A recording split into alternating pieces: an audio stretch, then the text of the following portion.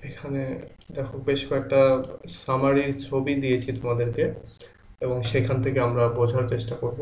আমরা এর আগে তোমাদেরকে দিয়েছিলাম ভিডিও কয়েকটা, সেটা হচ্ছে চসারিয়ান এজের উপরে, বাট চসারিয়ান এজের যে সামারি সেটা দেইনি। তো আজকে আমরা তিনটা সামারি পড়বো একই সঙ্গে, চসারিয়ান এজ, আর এটা হচ্ছে রিভাইভাল অফ লার্নিং, এই এজের সামারি। এরপরে আমাদের আরেকটা বড় সামারি আছে, সেটা হচ্ছে এলিজাবেথান এজের। তো এলিজাবেথান এজের যদি সম্ভব হয় তাহলে আমরা ওইটা পড়বো। আমি যদি একটু দেখিয়ে নিয়ে আসি যে আমাদের এলিজাবেথান এজের মানে পজিশনটা কততে।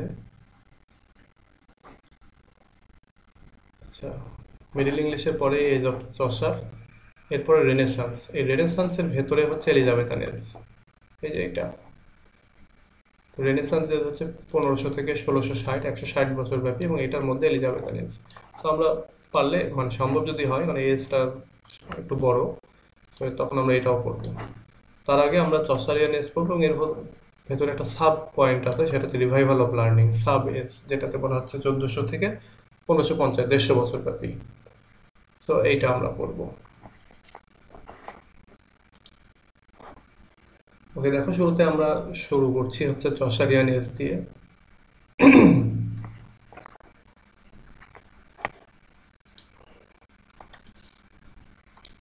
দেখো, তোমরা যারা ভিডিওগুলো দেখেছো অনেকে কানেক্ট করতে পারবে, তারপরে দেখো যারা দেখো নাই।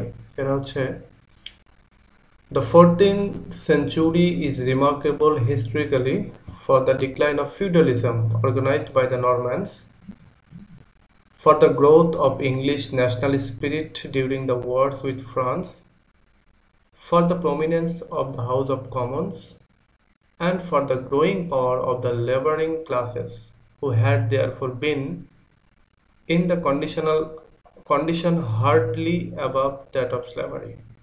অনেক বড় সেন্টেন্স। আচ্ছা, এবার আমি এটাকে ভেঙে ভেঙে বলে দিই। এটা হচ্ছে 14th সেঞ্চুরি, অর্থাৎ 1300 সাল থেকে 1400 সাল পর্যন্ত। এই সেঞ্চুরিটা হচ্ছে 14th সেঞ্চুরি। এই সেঞ্চুরিটা তোমার রিমার্কেবল, অনেক গুরুত্বপূর্ণ ঐতিহাসিকভাবেই। এবং এটা কেন গুরুত্বপূর্ণ? কারণ হচ্ছে ডিক্লাইন অফ ফিউডালিজম। ফিউডালিজম হচ্ছে, এটা শুরু করেছিল নরম্যানরা, অ্যাংলো নরম্যান যে পিরিয়ড তোমাদেরকে একটু পড়িয়েছি। তো ওই তারা শুরু করেছিল ফিউডালিজমের। আমরা যদি একটু মানে এক কথায় বুঝতে চাই তাহলে জমিদারি প্রথা। এটা হচ্ছে জমিদারি প্রথা আর কি, যেটা এই যে পরবর্তীতে ব্রিটিশ পিরিয়ডে এই আমাদের এই অঞ্চলে ছিল যে জমিদারি প্রথা, এটা অনেকটা ওই রকমের। এই ফিউডালিজমের মাধ্যমে যেটা হতো যে ওই সময়টাতে ইংল্যান্ড বা ইউরোপের কথা যদি বলি আমরা, তাহলে ইউরোপের যে নোবেল শ্রেণীর যে মানুষগুলি, অর্থাৎ সম্ভ্রান্ত শ্রেণীর যে মানুষগুলি, তারা কি করতো, সরকারের কাছ থেকে আহ, মানে তাদের বিভিন্ন রকমের টাকা পয়সা হোক, সেটা হচ্ছে মিলিটারির যে সার্ভিস, সেই সার্ভিসগুলো দিয়ে হোক, তারা যেটা করতো তোমার এই ইয়েটা কিনে নিত আর কি, জমিদারিটা কিনে নিত একটা নির্দিষ্ট এলাকার জন্য। তো এটা তারা করতো মিলিটারি সার্ভিসের মাধ্যমে, মেইনলি এটা করতো। এবং মানে এখানে আরেকটা বিষয় আছে, সেটা হচ্ছে ধরো একজন বীর, সেই বীরের আন্ডারে হয়তো 100, 500, 1000 জন সিপাহী আছে বা সেনা। বীর হচ্ছে একজন সেনাপতি। এবার সে কি করলো, সে এবার সরকারের কাছে ওই সময় তারা সে অ্যাপ্লাই করলো এভাবে যে, তুমি আমাকে এই অঞ্চলটা শাসন করতে দাও, এইখান থেকে আমাকে খেতে দাও আর কি, অঞ্চলটা জমিদারির মধ্যে আর কি। তাহলে আমি তোমাকে বিনিময়ে তোমার মানে রাজ্যে যুদ্ধ বিগ্রহের সময় আমি আমার যে লোকবল আছে এটা আমি দেবো। তো এই শর্তে আর কি তারা ওই অঞ্চলটা নিয়ে নিত। এবং পরবর্তীতে কি হতো, ওই অঞ্চলটাতে যত রকমের মধ্যবিত্ত এবং নিম্নবিত্ত যারা ছিল, বিশেষ করে পিজান্ট শ্রেণী, পিজান্ট মানে হচ্ছে কৃষক শ্রেণী, কৃষক শ্রেণীকে তারা তাদের টেনান্ট হিসেবে, প্রজা হিসেবে গণ্য করতো। এবং এই কৃষক শ্রেণী তাদের সমস্ত যে জমি জমার যে কর, সেইগুলো, ইভেন জমি জমার করের পাশাপাশি তাদের ফসলের একটা অংশ, এমনকি আরো বিভিন্ন কাজে তাদের যে লেবার, যে শারীরিক যে শ্রম, সেটা তারা দিত। এমনকি তাদের প্রতি তারা কৃতজ্ঞ থাকতে বাধ্য হতো।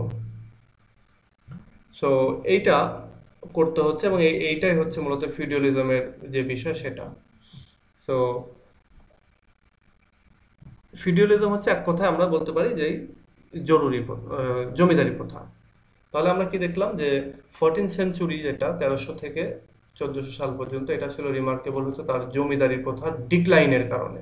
জমিদারি প্রথার কারণে না, জমিদারি প্রথার ডিক্লাইনের কারণে, তো ধ্বংস হয়ে যাচ্ছিল জমিদারি প্রথা ওই সময়। আরও কি জন্য বিখ্যাত? For the growth of the English national spirit during the wars with France. তোমরা যেটা দেখেছো যে 100 ইয়ার্স ওয়ার যেটা হয়েছিল, 100 বছর ব্যাপী যে যুদ্ধটা হয়েছিল ফ্রান্সের সঙ্গে ইংল্যান্ডের, সেই যুদ্ধের ফলে ওই সময়ের মানুষদের ভেতরে একটা ন্যাশনাল স্পিরিট কাজ করতো, তারা জাতীয়তাবাদে বিশ্বাসী হয়ে উঠলো। যেভাবেই হোক আমি ফ্রান্সের নাগরিক, আমি ফ্রান্সকে জেতাবই, মানে দেশপ্রেম তাদের ভেতরে কাজ করতে থাকলো। সো বা আমি ইংল্যান্ডের নাগরিক, ইংল্যান্ডকে আমি জেতাবই, এরকম একটা ইয়েতে মনে করি সেই সময় মানুষের মধ্যে একটা ন্যাশনাল স্পিরিট কাজ করতে লাগলো।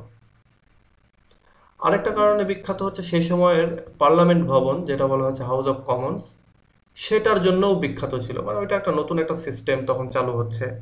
সো এই পার্লামেন্টারিয়ান বা হাউস অফ কমন্সের যে বিষয়টা, এগুলোর জন্য ওই সময়টা বিখ্যাত ছিল।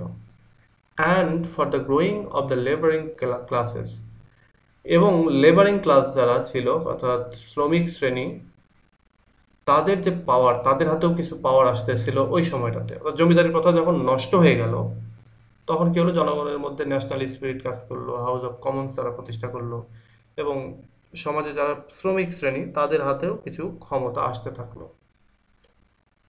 Who had therefore been in a condition hardly above that of slavery, এবং তারা অর্থাৎ এই লেবার শ্রেণী, তারা কি ছিল ওই সময়ের আগে, তারা হচ্ছে আহ, মানে প্রায় দাসত্বের মধ্যে তারা পড়ে গিয়েছিল, যার জন্য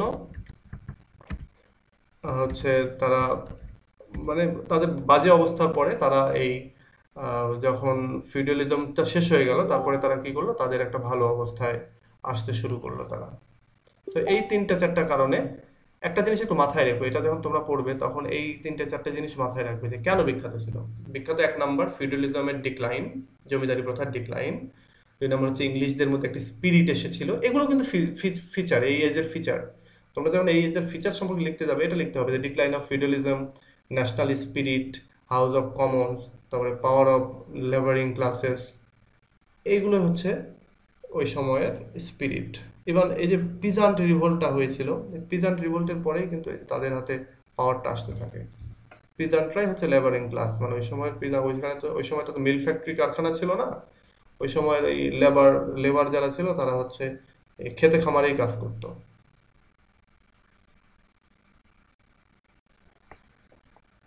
আচ্ছা, এরপরে দেখো, the age produced 5 writers of note, one of whom, বলছে যে আমরা যতটুকু নোট করে রাখতে পেরেছি বা যতটুকু আমরা উল্লেখ করতে পারি, তার ভেতরে এই এজটাতে 5টা রাইটার প্রডিউসড হয়েছিল, মানে বিখ্যাত 5টা রাইটার ছিল। তার মধ্যে সবচেয়ে গুরুত্বপূর্ণ সেটা হচ্ছে Geoffrey Chaucer, is one of the greatest of English writer. এই জিওফ্রে চসার সর্বকালের যত রাইটার এসেছে তাদের মধ্যে, মানে যত ইংলিশ রাইটার রয়েছে তাদের মধ্যে গ্রেটেস্ট বলা হচ্ছে, ওয়ান অফ দ্য গ্রেটেস্ট, মানে অনেকগুলো গ্রেটেস্টের ভেতরে একজন। His poetry is remarkable for its variety, তার যে কবিতাগুলি, সেই কবিতাগুলো খুবই উল্লেখযোগ্য এর বৈচিত্র্যতার কারণে। It's story, interest and the wonderful melody, এবং এর যে স্টোরি যে ইন্টারেস্ট, মানে সাবজেক্ট এক কথায়, তার যে স্টোরির যে সাবজেক্ট, সেই সাবজেক্টগুলোর জন্য এটা বিখ্যাত ছিল, এবং একই সঙ্গে তার যে কবিতাগুলি সেগুলোতে মেলোডি ছিল। মেলোডি বলতে আমরা যদি বুঝি সেটা হচ্ছে শেষে যে ছন্দ, যেগুলোকে গান বানানো যাবে এরকম একটা বিষয় ছিল, বা অন্তমিল, বা হচ্ছে ইয়ের ভেতরেও যে মিলগুলো, সেই মিলগুলো ছিল। Chaucer's work and Wycliffe's translation of the Bible developed the Midland dialect into the national language of England. বলা হচ্ছে যে ওই সময় চসারের যে কাজ, অর্থাৎ চসারের কাজ কি, চসারের কাজ হচ্ছে তার কবিতা বা তার রাইটিং সেগুলো, এবং আরেকজন ছিলেন যিনি হচ্ছেন জন উইক্লিফ। জন উইক্লিফ বিখ্যাত ছিলেন যে তিনি বাইবেলকে ট্রান্সলেট করেছিলেন ইংলিশে।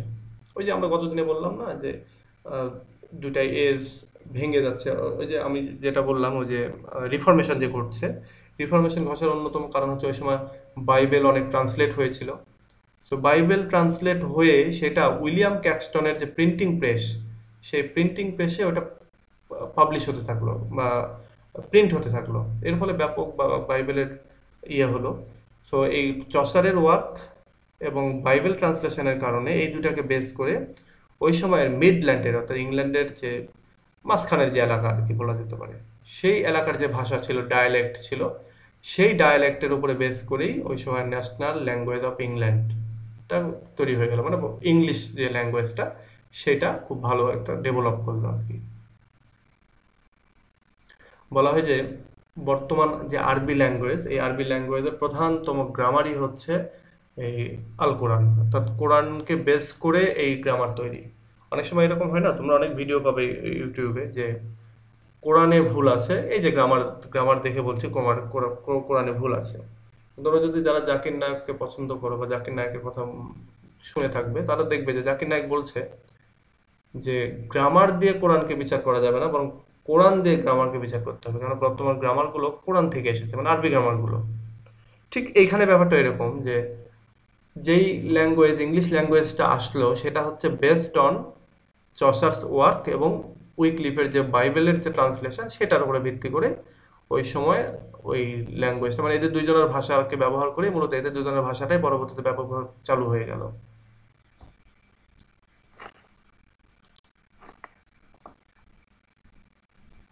আচ্ছা, উইলিয়াম ক্যাক্সটনের যে প্রিন্টিং প্রেসের যে কথা বললাম তোমাদেরকে, ওর ওই সময়ের প্রিন্টিং প্রেসের একটা ইয়ে দেখিয়ে নিয়ে আসি যে কেমন ছিল ওই সময়ের ছাপার অক্ষরগুলো। এই যে এটা তোমরা দেখতে পাচ্ছ কিনা একটু দেখো, ওই সময়ের ইংলিশ গুলো কেমন ছিল। এই যে এটা এটা তো মনে হচ্ছে আউট অফ, এটা আল্লাহ জানে কি, আমি বুঝতে পারছি না। তারপরে ইন, তারপরে এগুলো কি জানো সব। দেখো বলছে যে specimen of Caxton printing in the year 1486, 1486 সালে ক্যাক্সটন প্রিন্টিং প্রেসে প্রিন্ট করা একটা নমুনা এটা।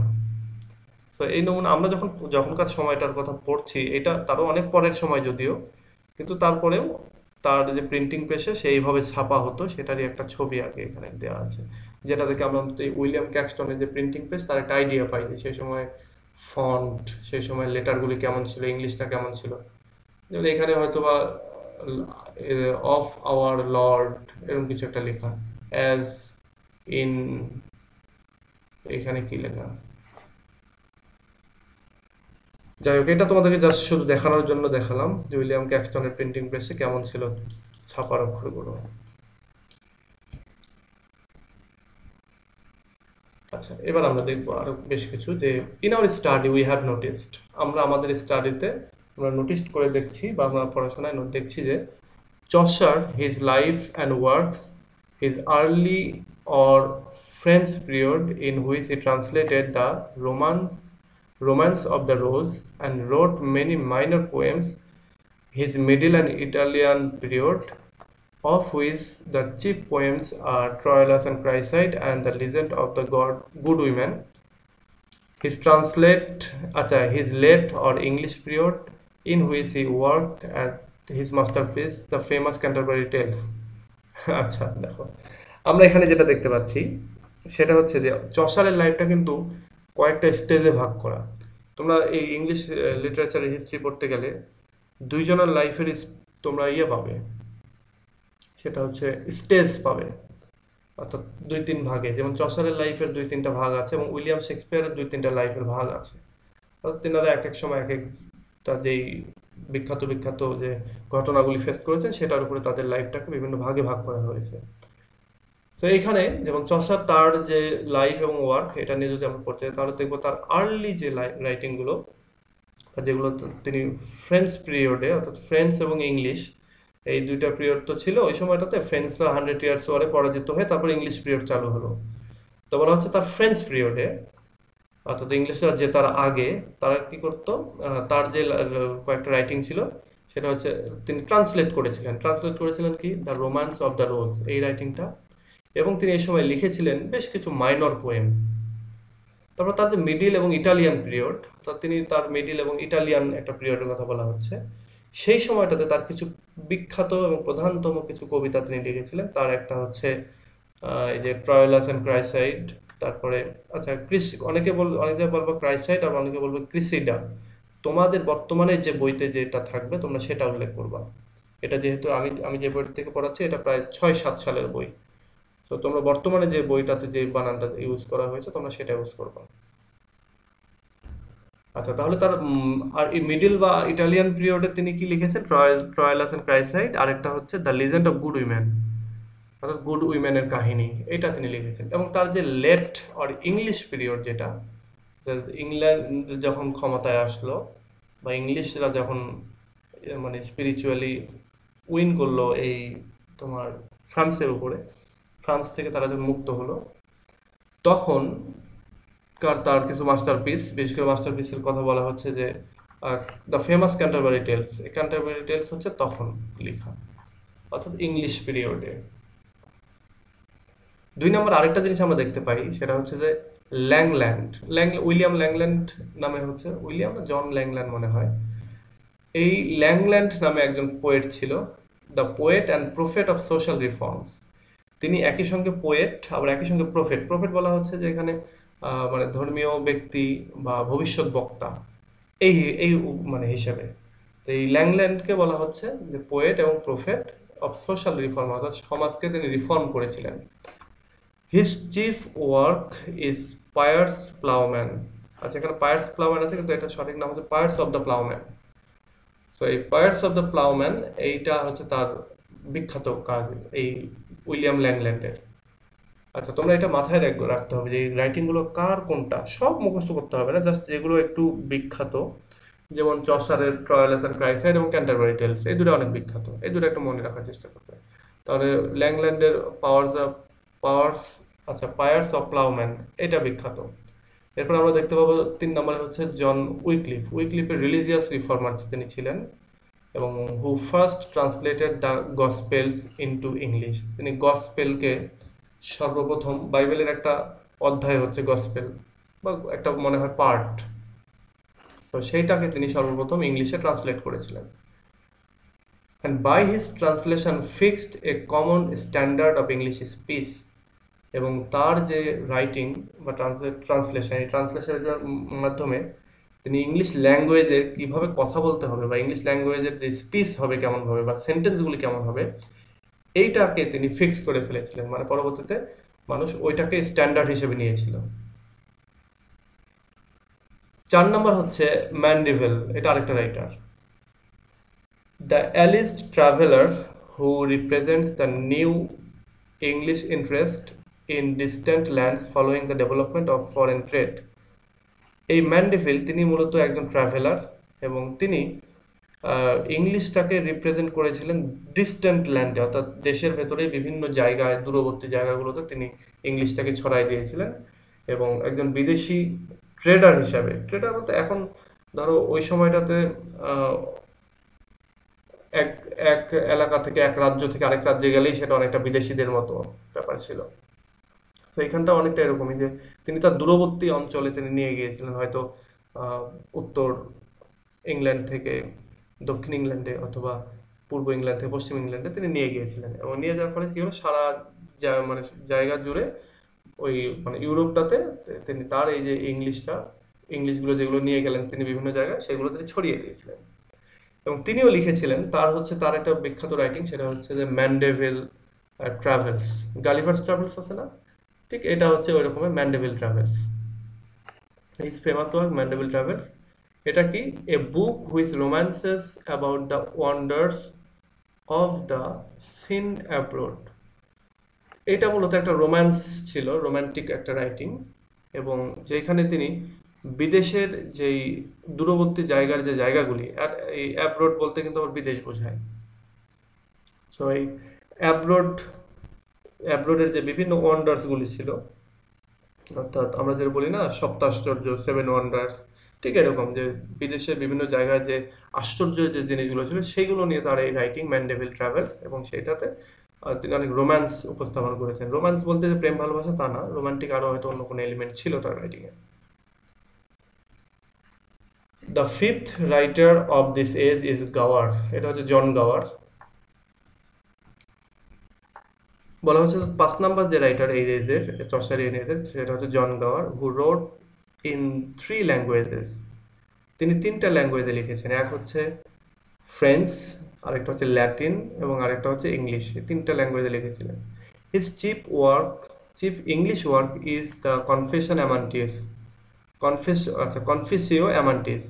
কনফেসিও অ্যামান্টিস কি? A long poem containing 112 tales. এটা হচ্ছে একটা খুব লম্বা একটা কবিতা, মানে এপিক কবিতা টাইপের, যেখানে প্রায় 112টা গল্প রয়েছে। মানে এটা একটা কবিতা সংগ্রহের মতো আর কি, এই কালেকশনের মতো, সমগ্রের মতো। অফ দিস, এই 112টা যে রাইটিং, এটার ভেতরে of this only the knight Florent and 2 or 3 others are interesting to a modern writer. বলছে তিনি ওই সময় যত এই যে 112টা রাইটিং লিখেছেন, তার মধ্যে শুধুমাত্র নাইট ফ্লোরেন্ট নামে একটা রাইটিং, এবং এরপরে আর 2-3টা হয়তো বা মানে মডার্ন যে রাইটার, অর্থাৎ আমরা যারা, আমাদের কাছে ইন্টারেস্টিং মনে হবে। তাহলে এই হচ্ছে আমরা এখানে যেটা পেলাম সেটা হলো চসারের এজের কয়েকটা ঘটনা বা ফিচার এখানে পেলাম। আরেকটা পেলাম চসারের এজের, চসারের রাইটিং সম্পর্কে একটু আলোচনা পেলাম এখানে। এবং চসারের এজের, চসার সহ যে আরো বেশ কয়েকটা গুরুত্বপূর্ণ রাইটার আছে, তাদের রাইটিং এর আমরা একটা করে বিখ্যাত রাইটিং এর বিষয়গুলো দেখলাম। এখানে 1, 2, 3, 4, 5টা রাইটারের আমরা ইয়ে পেলাম। তো এগুলো তোমরা একটু জেনে রাখার চেষ্টা করবে। নিচের এইগুলো পড়তে হবে না, এগুলো এমনিতেই মানে জাস্ট কোথা থেকে ইনফরমেশন গুলো নিয়েছে এরকম টাইপের জিনিস, বিবলিওগ্রাফির মতো একটা রয়েছে। তো এটা হচ্ছে সামারি চসারের এজের আরো বিস্তারিত তো আমরা দেখেছি, পড়েছি। আর তোমরা যারা নতুন হয়তো দেখো নাই, তারা এখানে আসবে, এসে দেখো চসারের এজের যে ফিচার। আর আমাদের গ্রুপে, এই গ্রুপটাতেই ভিডিও দেওয়া রয়েছে, তো এই ভিডিওটাও তোমরা দেখে নেবে। মেবি ওটা 28 নম্বর ভিডিও বা 28 নম্বর ক্লাস আর কি, 28 নম্বর ভিডিও না, 28 নম্বর ক্লাস।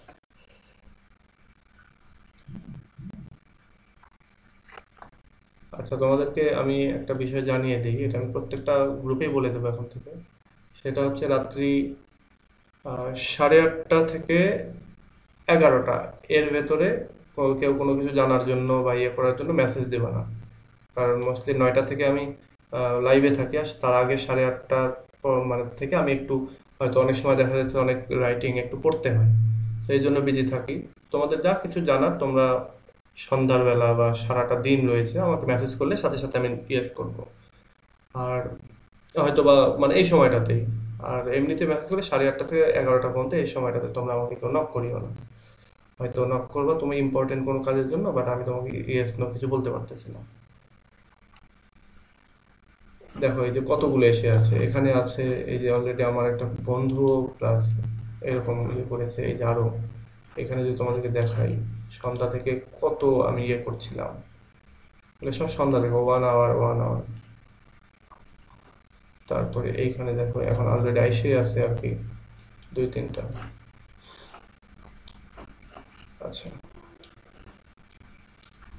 কথা বলতে গিয়ে মাঝে মাঝে লাইভ ক্লাসটা এরকমই হয় আর কি, যে কথা বলতে বলতে গিয়ে দেখবে মাঝে মাঝে আমি আমার আঞ্চলিক ভাষা ইউজ করে ফেলছি। তো এটা আঞ্চলিক নাটোরের ভাষা, তোমরা এটাতে একটু পজিটিভলি নিও। নাটোরের ভাষা অত শুনতে ভালো না, কিন্তু তারপরেও একটু পজিটিভলি নিও।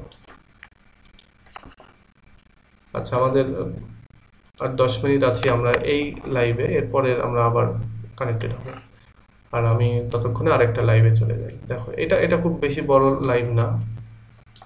ও, এইটা আমি ডাবল শেয়ার করেছি, এই যে এইটা, এটা খুব বেশি বড় না, কিন্তু এটা অনেক ইম্পর্টেন্ট। যদিও ছবিটা একটু ঝাপসা এসেছে, আমি ফোকাসটা ঠিক না করেই ছবিটা তুলেছি। দেখো এটা আমরা এবার করব, revival of learning. Revival of learning এর মানেটাই হচ্ছে, রিভাইভাল মানেই হচ্ছে পুনর্জাগরণ, এবং লার্নিং মানে তো হচ্ছে, লার্নিং মানে কিন্তু এখানে শিক্ষা, এটা ঠিক আছে। আমরা লার্নিং বলতে শিক্ষা, তারপর নলেজ, তারপর উইজডম, এগুলো সবই বলতে পারি। সো রিভাইভাল অফ লার্নিং হচ্ছে প্রাচীন গ্রিক এবং ল্যাটিন যে রাইটিংগুলো রয়েছে সেগুলোকে আবার পুনরায় ফ্রন্ট লাইনে নিয়ে আসা, সেটাকে বলা হচ্ছে রিভাইভাল অফ লার্নিং। তাহলে আমরা একটু দেখি, সেটা হলো এটা একটু মানে ফাজি রয়েছে, কিন্তু তারপরে ওই ফাজিনেস বা ব্লার থাকলেও তোমরা এটা পড়তে পারবে, এই জন্য আমি পড়তে পারছি, তোমরাও পড়তে পারবে ইনশাল্লাহ। দেখো বলছে, this transition period is at first one of decline from the age of Chaucer and then of intellectual preparation for the age of Elizabeth।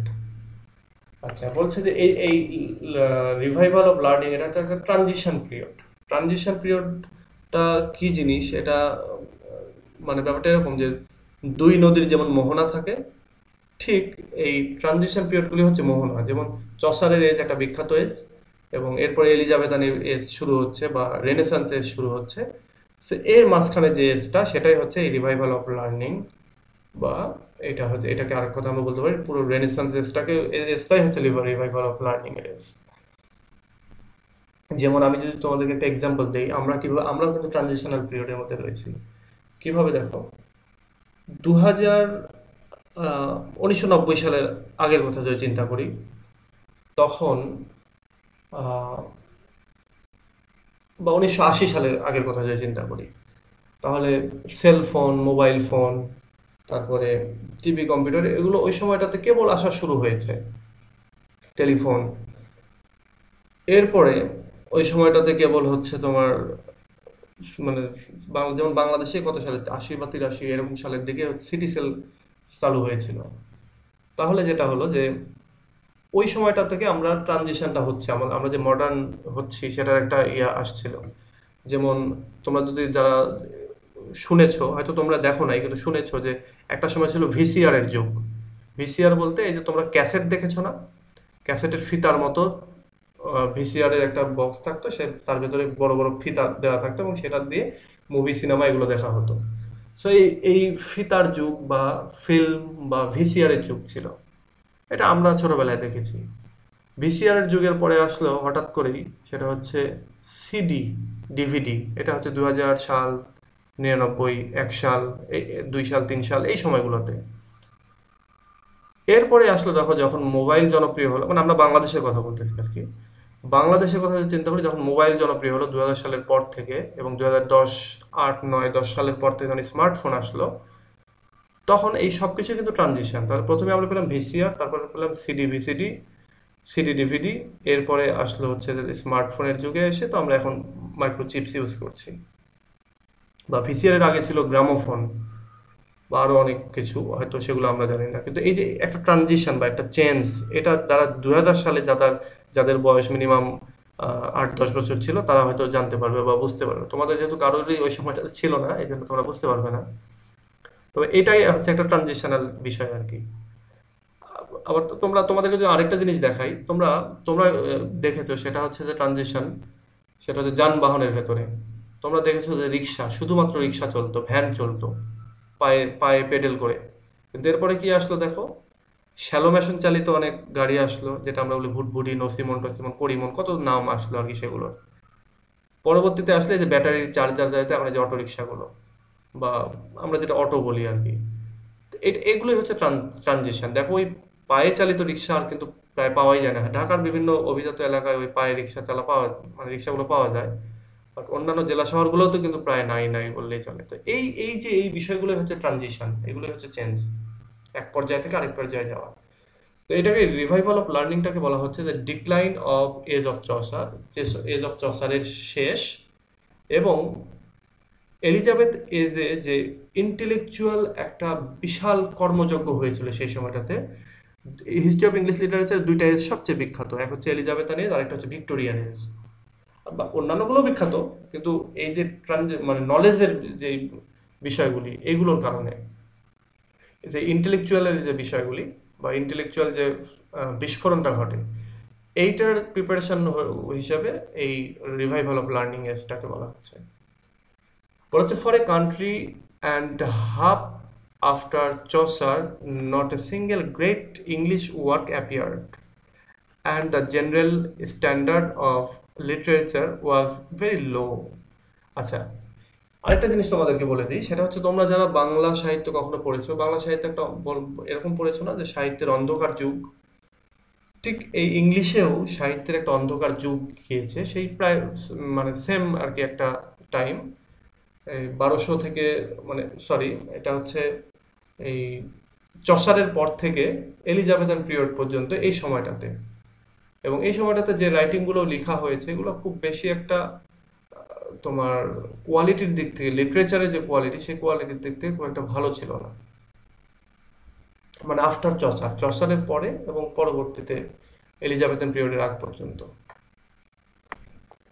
There are three chief causes to account for this. এটা তিনটা কারণ ছিল: the long war with France and civil wars of the Roses, আচ্ছা এটা roses না races, distracted attention from books and poetry, and destroyed the ruined many noble English families who had been friends and patrons of literature. বলা হচ্ছে এটা তিনটা কারণ ছিল। তার একটা কারণ হচ্ছে ফ্রান্সের সাথে, বা ফ্রান্সের সাথে যে অন্যান্য যে, মানে এক কথা ফ্রান্স এবং ইংল্যান্ডের যে যুদ্ধ ছিল, লং যুদ্ধ 100 বছর ব্যাপী, এটা একটা কারণ ছিল। আর একটা কারণ ছিল এই সময় ইংল্যান্ডের ভিতরে সিভিল ওয়ার হচ্ছিল। সিভিল ওয়ার বলতে গৃহযুদ্ধ, ওদের ভেতরে ভেতরে যুদ্ধ। সো এই যুদ্ধগুলোর কারণে ওই সময়টাতে মানুষ বই থেকে দূরে ছিল, ডিস্ট্রাক্টেড ছিল, পড়াশোনা থেকে দূরে ছিল। এবং অনেক নোবেল ফ্যামিলি, অর্থাৎ বিখ্যাত শিক্ষিত পরিবার ওই সময়গুলো, তারা এবং কি তাদের যে বন্ধুরা, তারা কি করতো যে লিটারেচার বা কবিদেরকে প্যাট্রোনাইজ করতো, অর্থাৎ পৃষ্ঠপোষকতা দিত। এটাও তারা দেওয়া বন্ধ করে দিয়েছিল, যার ফলে ওই সময়টাতে ভালো রাইটিং আসে নাই। The Reformation in the latter part of the period filled men's mind with religious questions. এবং এই সময়টাতে মানুষের মানে রিফরমেশন যে পিরিয়ডটা ঘটলো, সেই রিফরমেশন পিরিয়ডের কারণে মানুষের মধ্যে ধর্মের ব্যাপারে বিভিন্ন কোশ্চেন বা সন্দেহ ঢুকে গেল। ধর্মের বিষয়ে তারা আর মানে আস্থা রাখতে পারছে না। সো এর ফলেও ধর্মীয় যে রাইটিংগুলো, ধর্মকে নিয়ে যে কবিতা বা অন্যান্য রাইটিংগুলো ছিল, সেগুলো বন্ধ হয়ে গেল। আচ্ছা, এরপরে তৃতীয় কারণ, অর্থাৎ অন্ধকার যুগ বা লিটারেচারের যে অন্ধকার যুগ ইংলিশ লিটারেচারে, সেই অন্ধকার যুগের তিনটা কারণ, তার মধ্যে আমরা দুইটা পড়লাম। আর এই 3 নাম্বারটা পড়বো হচ্ছে আমরা আরেকবার রিকানেক্ট হয়ে। তো তোমরা, আমি কেটে দিচ্ছি, তোমরা আবার কানেক্টেড হও একইভাবে। এবং আহ, যারা কানেক্টেড হতে সমস্যা হবে তারা এটা তো ভিডিও রেকর্ড হচ্ছে, সো ভিডিওটা পরবর্তীতে এখান থেকে দেখে নিও। তো ঠিক আছে, আমি এটা কেটে দিচ্ছি, তোমরা আরেকবার রিকানেক্টেড হও। আচ্ছা, তোমরা তোমরা অবশ্যই এখন জানো যে তোমরা কিন্তু সেকেন্ড ইয়ার এখন একটাই। আগে যেমন নিউ সেকেন্ড ইয়ার আর ওল্ড সেকেন্ড ইয়ার ছিল, তোমাদেরকে বলতাম, আমি জিজ্ঞাসা করতাম যে নিউ সেকেন্ড ইয়ার কিনা। এখন কিন্তু সেকেন্ড ইয়ার একটাই। এখন হচ্ছে যারা ওল্ড সেকেন্ড ইয়ার ছিল তাদেরকে অটো প্রমোশন দিয়েছে এবং তারা এখন third year, new third year. মানে এতদিন তোমরা সেকেন্ড ইয়ারে দুইটা ছিল, এখন থার্ড ইয়ারে দুইটা হয়ে গেছে। আচ্ছা, আমি দেখো শুরু করি। সেটা হলো 3 নাম্বার যে কারণটা, অর্থাৎ এই যে ইংলিশ লিটারেচারে যে অন্ধকার যুগটা আসলো, এটার 3 নাম্বার কারণ হচ্ছে the revival of learning set scholars and literary men to a eager study of the classics rather than to the creation of native literature. বলা হচ্ছে এই যে রিভাইভাল অফ লার্নিং ঘটলো, এটার ফলে তখনকার যে স্কলার বা অন্যান্য লিটারেরি বা সাহিত্যিক যারা ছিল, তারা কি করলো, তারা নিজেরা লেখা বাদ দিয়ে নিজেদের ল্যাঙ্গুয়েজে তারা ক্লাসিক্স যে রাইটিংগুলো ছিল, অর্থাৎ প্রাচীন গ্রিকদের যে রাইটিং, রোমানদের যে রাইটিং, সেগুলো তারা পড়া শুরু করলো। অর্থাৎ তারা তাদের হাতে তখন ট্রান্সলেশন বা বিভিন্ন ইয়েগুলো পেতে থাকলো। বা তোমরা যারা দেখেছো যে কনস্টান্টিনোপলের পতনের পরে তারা কি করলো, যে অনেক লোক সেদিক থেকে ইংল্যান্ডে পালিয়ে যেতে লাগলো, এবং তারা তাদের সাথে যাওয়ার সময় তাদের সাথে অনেক মানে রাইটিং নিয়ে যায় প্রাচীন গ্রিকদের। এটা এটা আমরা পরে আরো পরে পাবো। সো এর ফলে মানে রেনেসান্সটা আর কি কেন ঘটলো সেটা তো আমি গতদিন একটু দেখিয়েছি তোমাদেরকে। রেনেসাঁ সম্পর্কে আমরা যখন পড়তে যাবো তখন এটা পাবো। সো এই ওই সময়টাতে রাইটাররা কি এই নতুন ধরনের রাইটিং গুলো পাওয়ার ফলে তারা নিজেদের রাইটিং বা রচনা করার পরিবর্তে নিজেদের লিটারেচারে বা নেটিভ ল্যাঙ্গুয়েজে, তারা কি করলো, ওই প্রাচীন রাইটিংগুলো পড়া শুরু করলো। Historically, the age is noticeable for its intellectual progress, for the introduction of printing and the discovery of America, for the beginning of the Reformation, and for the growth of political power among the common people. দেখো এই লাইনটা খুবই গুরুত্বপূর্ণ। বলা হচ্ছে ঐতিহাসিকভাবে এই revival of learning, এই যে পিরিয়ডটা, এই পিরিয়ডটা মূলত খুবই বিখ্যাত। এর কারণ হচ্ছে এই সময় ইন্টেলেকচুয়াল যে প্রোগ্রেস, জ্ঞানের যে উৎকর্ষতা, সেটা হলো। আরেকটা হচ্ছে এই সময় প্রিন্টিং যে প্রেস, সেটার আবিষ্কার, এবং প্রিন্টিং যে হচ্ছে, অনেক কিছুই ট্রান্সলেশন হচ্ছে এবং সেগুলো প্রিন্টিং হচ্ছে, সেটার জন্য বিখ্যাত। আরেকটা হচ্ছে এই যুগেই 1492 সালে আমেরিকা আবিষ্কার হয়েছিল, অর্থাৎ কলম্বাস এই সময়টাতেই আমেরিকায়, স্পেন থেকে আমেরিকায় সে গিয়ে পৌঁছেছিল আর কি। যদিও কলম্বাস আমেরিকার মূল মূল যে ভূখণ্ড সেখানে পৌঁছাতে পারেনি, সে গিয়ে ক্যারিবিয়ান যে দ্বীপপুঞ্জ সেখানে সে গিয়েছিল। এবং সে ওখানে গিয়ে ওই যে রেড ইন্ডিয়ান, তারপরে মানে সে প্রথমে গিয়ে ওইখানে ইন্ডিয়া ভেবেছিল যে এটাই ইন্ডিয়া। মূলত সে ইন্ডিয়ায় যাওয়ার রাস্তা খুঁজছিল এবং খুঁজতে গিয়েই সে আমেরিকা আবিষ্কার করে।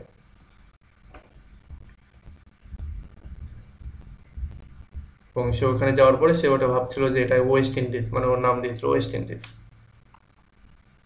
তো তাহলে আমরা এখানে দেখতে পেলাম যে এই এজটা কিসের কিসের জন্য বিখ্যাত। একই সঙ্গে এই এজের মানে হিস্টোরিক্যালি এটা হচ্ছে ইন্টেলেকচুয়াল প্রোগ্রেস হয়েছিল, এবং প্রিন্টিং প্রেসের ইন্ট্রোডাকশন হয়েছিল, আমেরিকা আবিষ্কার হয়েছিল, এবং বিগিনিং অফ রিফরমেশন, এবং রিফরমেশনের যে শুরু সেটা এই সময়টাতে হয়েছিল। এরপরে যেটা ঘটেছিল আরেকটা হচ্ছে যে সাধারণ মানুষের মধ্যে পলিটিক্যাল পাওয়ারটা চলে গিয়েছিল।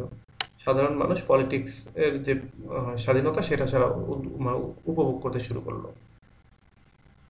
তাহলে এই হচ্ছে এই রিভাইভাল এজের সামারি।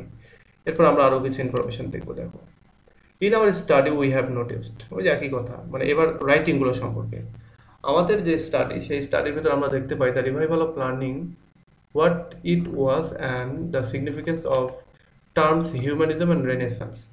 বলা যায় রিভাইভাল অফ লার্নিং এর ভেতরে দুইটা টার্ম ছিল, একটা টার্ম হচ্ছে হিউম্যানিজম, আর একটা হচ্ছে রেনেসান্স, এবং এই দুইটা টার্মেরই বেশ ভালো সিগনিফিকেন্স ছিল। থ্রি ইনফ্লুয়েন্সিয়াল লিটারেরি ওয়ার্কস, একটা হচ্ছে ইরাসমাস নামে এক রাইটিং, তার হচ্ছে প্রেইজ অফ ফলি এই নামে একটা রাইটিং ছিল। তারপরে মুর মুর নামে একজন ছিল, তার রাইটিং হচ্ছে ইউটোপিয়া। অ্যান্ড টিন্ডেলসের আরেকটা রাইটিং ট্রান্সলেশন, সেটা হচ্ছে নিউ টেস্টামেন্ট, অর্থাৎ ওল্ড টেস্টামেন্ট এবং নিউ টেস্টামেন্ট। ওল্ড টেস্টামেন্ট থেকে তিনি নিউ টেস্টামেন্ট করেছিলেন। তো মনে হচ্ছে যে এই তিনটা রাইটিং এই সময়টাতে অনেক বিখ্যাত, তিন রাইটারের। তাও এগুলো যে সেই বিখ্যাত তা না। যেমন একটা হচ্ছে নিউ টেস্টামেন্ট, এটা হচ্ছে একটা ট্রান্সলেশন। তারপরে ইউটোপিয়া একটা রাইটিং, ঠিক আছে, কিন্তু এটা কিন্তু আবার এত সাকসেসফুল রাইটিং না। আর প্রেইজ অফ ফলি, এগুলো অত সাকসেসফুল রাইটিং না। সো এই অন্ধকার যুগের মোটামুটি এই রাইটিং গুলো আর কি তৈরি হয়েছিল। উইক্লিফ, আচ্ছা, ওয়েট ওয়েট এবং সারি নামে আরো দুইটা রাইটার ছিল। And the so called courtly makers of poet, এবং আরো বেশ কয়েকটা মানে কিছু কোর্টলি, অর্থাৎ কোর্ট বলতে ওই সময় যে রাজপ্রাসাদ, সেই রাজপ্রাসাদের মদতপুষ্ট আরো বেশ কিছু রাইটার ছিল সে সময়, তত বিখ্যাত না। এর মধ্যে Malory's Morte d'Arthur, a collection of the Arthurian legends in English prose, এর মধ্যে আরেকটা রাইটিং ছিল, সেটা মূলত একটা রচনা সমগ্র ছিল। ইংলিশ আর্থারিয়ান লিজেন্ড, কিং আর্থারের যে কাহিনী, সেই কাহিনীগুলো হচ্ছে ইংলিশ প্রোজের এই, এবং সেটার নাম দিয়েছিল মর্টি দি আর্থার। সো এটা হচ্ছে থমাস ম্যালোরির রাইটিং কালেকশন আর কি। The miracle and mystery plays were the most popular form of entertainment in this age। বলতে এই এজে আরেকটা মানে রাইটিং এর একটা ফর্ম চালু হয়েছিল, একটা নতুন ধারা চালু হয়েছিল, সেটা হচ্ছে মিরাকেল অ্যান্ড মিস্ট্রি। অর্থাৎ রাইটিং এর ভেতরে অনেক মিরাকুলাস ঘটনা ঘটতো, বা অনেক টপিক আসতো, এবং এর ফলে অনেক মিস্টিরিয়াস রাইটিং তৈরি হতো। তো এই মিরাকেল এবং মিস্ট্রি হচ্ছে তখনকার রাইটিং এর অন্যতম বৈশিষ্ট্য, এবং এটা এন্টারটেইনমেন্টের জন্য ওই এজে বেশ পপুলার ছিল। But we have reserved them for special study in concern with the rise of the drama in the following chapter। বলছে এর পরেই ড্রামার যে উত্থান সেটা হয়েছিল, তার আগে কিন্তু ড্রামা ওরকম ছিল না।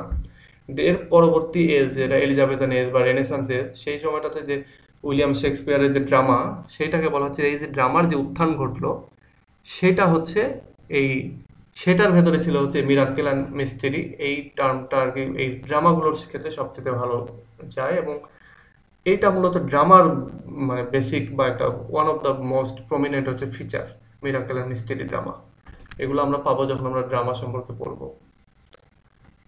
আচ্ছা, সো এই হচ্ছে আমাদের রিভাইভাল অফ লার্নিং এর যে ফিচার, সেটা বা রিভাইভাল অফ লার্নিং এর যুগে কি ঘটেছিল সেই জিনিসগুলো এখানে।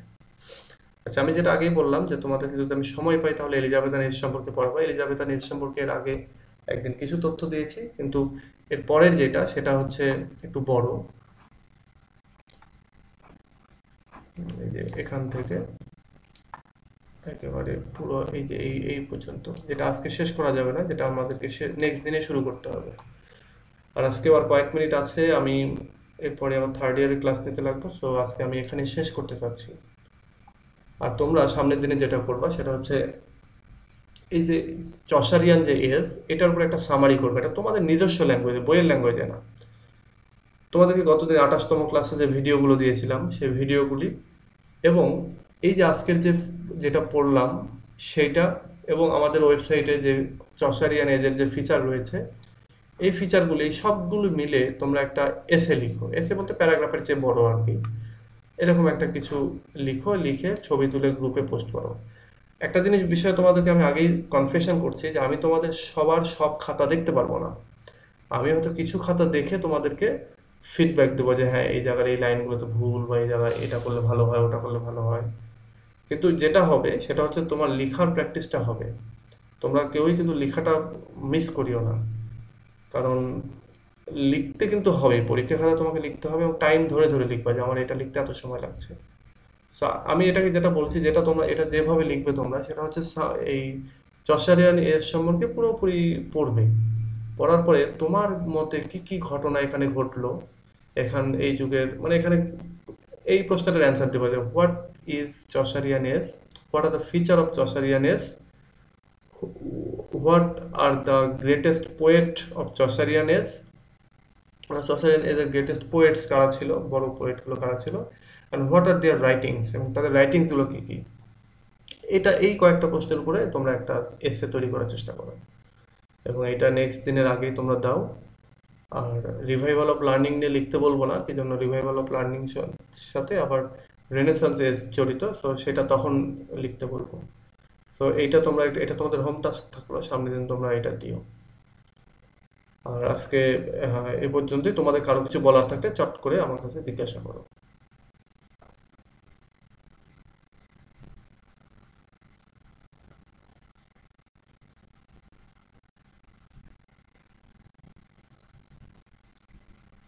তোমাদের কারো কিছু বলার আছে?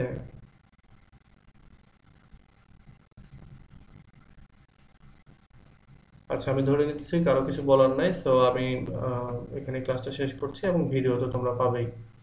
তো ঠিক আছে, তোমরা সবাই ভালো থেকো। সামনের দিনে নেট অবশ্যই ভালো থাকবে। আজকে আমার মনে হয় নেট সারা বাংলাদেশে একটু ঝামেলা করছে, যার জন্যই অংশগ্রহণটা কম। তো ঠিক আছে, সবাই ভালো থেকো। আল্লাহ হাফেজ।